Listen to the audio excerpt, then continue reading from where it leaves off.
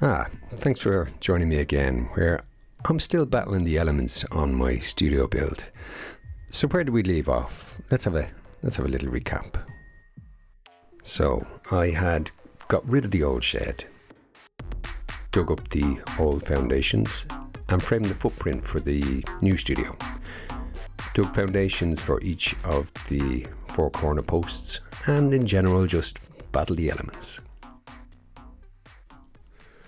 So next step was shuttering to contain the concrete on each of the four corner posts, and finally put together the steel frame that I'd say had been sitting in my front room for the best part of a year. This allowed me to get the measurement between the legs so I could mock up the anchor bolts and have them in the right position. This is just a little close-up with the anchor bolt setup. Now the rain was beginning to take a little bit of a toll, so I moved indoors to put together an online purchase to help with the next stage of the build.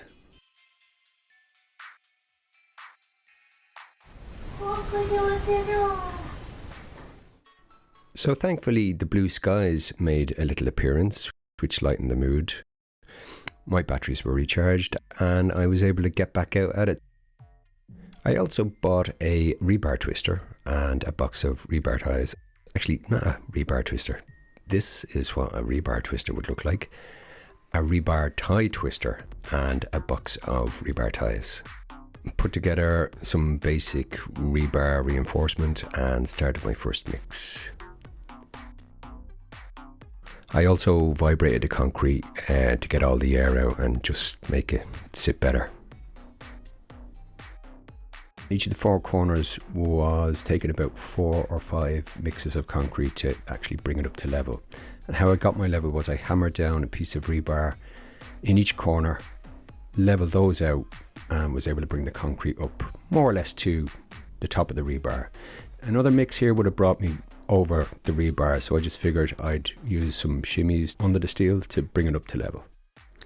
So it took a little while for the novelty of my new cement mixer to wear off. I just marvelled at how I didn't have to do the heavy lifting and mixing. I could just let it do its thing.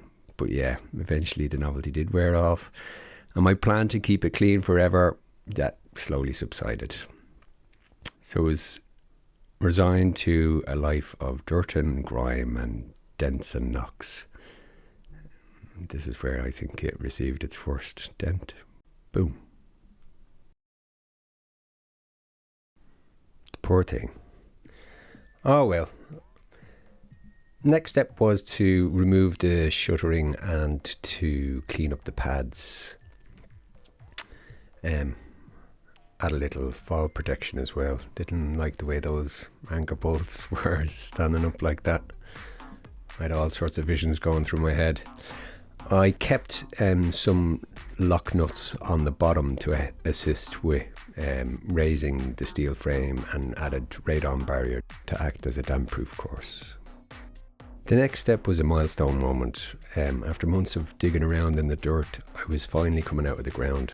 I got one steel up to kind of test the waters, but definitely didn't want to overstretch myself, so parked it there to pick things up the following day. Which was a rainy day, but that didn't dampen spirits at all. Not evident from the video footage, but I was ecstatic doing this. These beams were quite heavy though, even broke out the little white hard hat.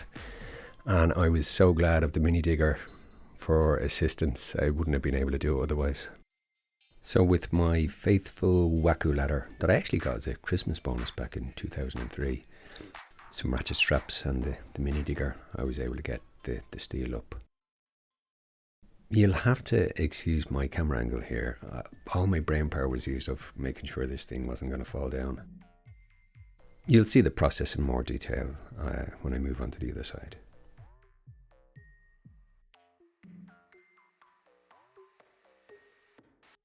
The rain started to come down a little heavier, but spirits were high. I got the back post in and the front post and started to lift the interconnecting beam into place. It was about this time that I came across a little anomaly. After all my measuring, the frame wasn't lining up. checked it twice, 3 times. Yeah, it wasn't lining up. I couldn't believe I got this wrong. In the end, I had to move the front post onto the front 2 anchor bolts and then reconnect the top. And it sat a lot better in that position, but really bizarre. So it was good at the top, but out at the bottom.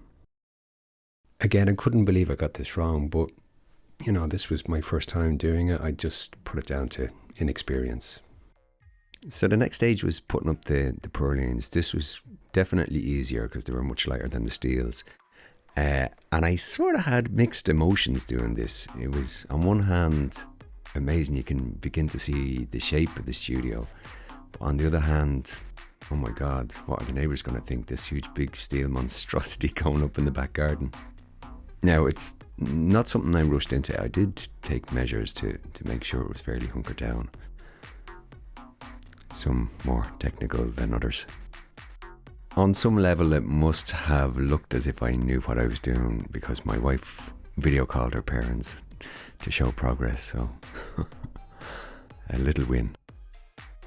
I thought I was going to be able to get away with tarpaulin to keep the elements out for a little while longer, but it just rained so much that I had to take action. So I used OSB 3 boards to help while I was making the decision on what type of roof to go for. And there were a few options. I wanted something that I could do myself to keep the costs down. So I was thinking fiberglass roof or a felt roof.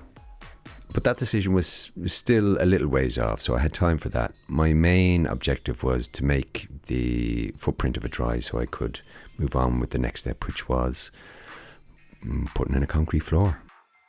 So that seems like a nice place to press pause. If you're enjoying following the process, you could hit the subscribe button. No pressure though. And we'll pick things up again in the next video. Thanks for watching. How do I get it up?